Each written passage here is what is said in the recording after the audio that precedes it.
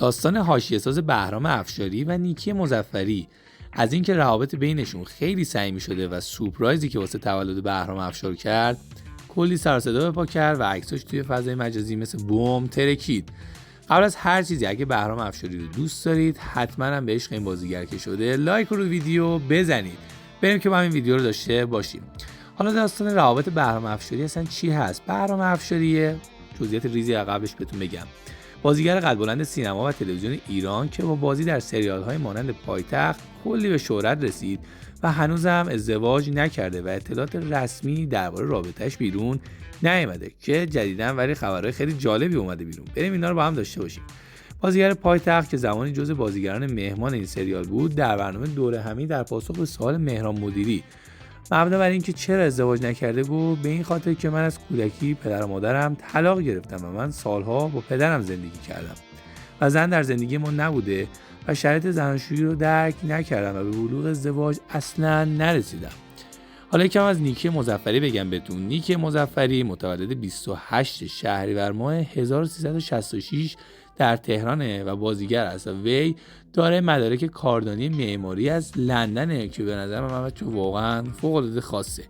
نیکی مظفری در دبیرستان تجربی خونده و تصمیم داشته که داروساز بشه ولی سر معماری که رفته کلا مسیر داستانش عوض شده و حالا داستانی که هستش و خیلی توی فضای مجازی همیشه پیچیده روابط بین پدر و این دختره. کمتر پیش میاد که پدر و دختر بیشتر ساعت‌های روز کنار هم باشن و برنامه‌های سفر و تفریحات پایان هفتهشون با هم گره خورده باشه و خلاصه از هر فرصتی برای کنار هم بودن استفاده میکنن. ولی برای مجید مظفری و دخترش نیکی قضیه این چنین نیست. این پدر و دختر آرتیست رابطه خوبی دارن و در روزهای تلخ و شیرین زندگی کنار هم هستن و هیچ وقت از دست هم غمگین نمیشن. اگه قبول داری رابطهشون واقعا قشنگه لایک و سابسکرایب رو ویدیو بزن. حالا از هر چیزی که نگذریم بریم سراغ اصل مطلب. داستان بهرام افشاری و نیکی مظفری. بهرام افشاری و نیکی مظفری یه تایمی با همدیگه بودن و خیلی از مراسم‌های مختلف توی عکساشون کنار همدیگه بودن که توی فضای مجازی خیلی پیچید. ولی از یه جایی به بعد درگیری بهرام افشاری نسبت به قبل خیلی بیشتر شد و تایم سنگین‌تری رو به کارهای سینماییش پرداخت.